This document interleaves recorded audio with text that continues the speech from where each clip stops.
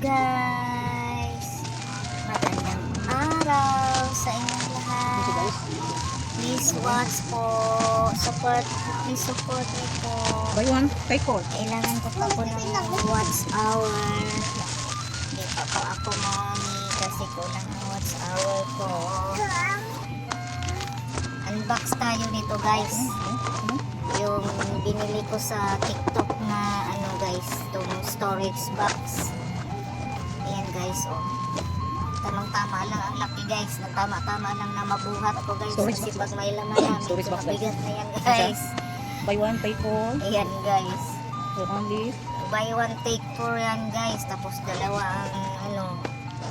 Binili ko. Bali, 10 na siya guys. Ayan oh. 1, 2, 3, 4, 5, 6,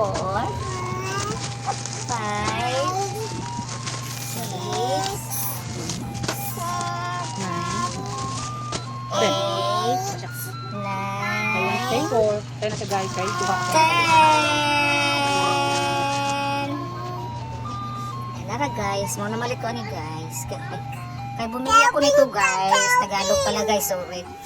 Kasi ang kalat-kalat ng gamit namin guys. So yung ginawa namin cabinet wala rin yung sara yan eh. Kaya bumili ako nitong storage box. Yan guys. Ano na natin guys. Ilagay na natin yan. Ino ko yan. Rinolyo ko yung mga damit guys para sa isang storage box. Marami ang laman kasi kung tutupiin ko lang yan, kunti lang, mapupuno agad. Kaya rinulyo ko guys para marami ang malagay. At saka hindi ako mahirapan maghanap kasi kita na. So ko nang bunot ka na lang diretso pag ganyan ang pagkalagay. Pag nirulyo mo, hindi mo na hanapin na sa ilalim pa yung iba. O, tatanggalin mo naman lahat. Kaya tama yung ganun nga si rulyo. Sa akin lang naman guys. Kung gusto niyo rin ganun, okay rin guys. So, pag may hanapin ka, mabilis mo makita. Hindi mo na kailangan kalkalin ba yung sa ilalim yata yung gusto ko isuot. Hindi mo makikita eh. Ayan. Lagyan na natin yan lahat guys. Ayan na naman. Pinatayo ko guys kasi nahihirapan ako kanina. Pinatayo ko yung ano, yung storage box para mabilis yung paglagay ko ng ano, damit na rinolyo. Hindi siya natutumba guys. Ayan, mabilis. Mabilis sa tapos. Ayan guys. Ganun lang guys. Irolyo mo lang yung damit para maraming laman yung storage box.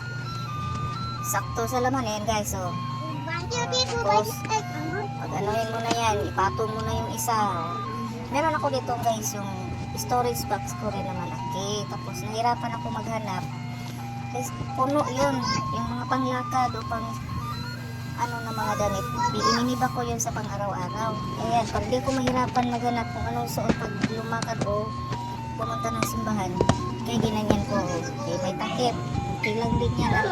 Bumili ako ng storage box na maliliit. O ayan na guys. Yung kalat kanina guys. Ayan na. Thank you for watching guys. Please support me po.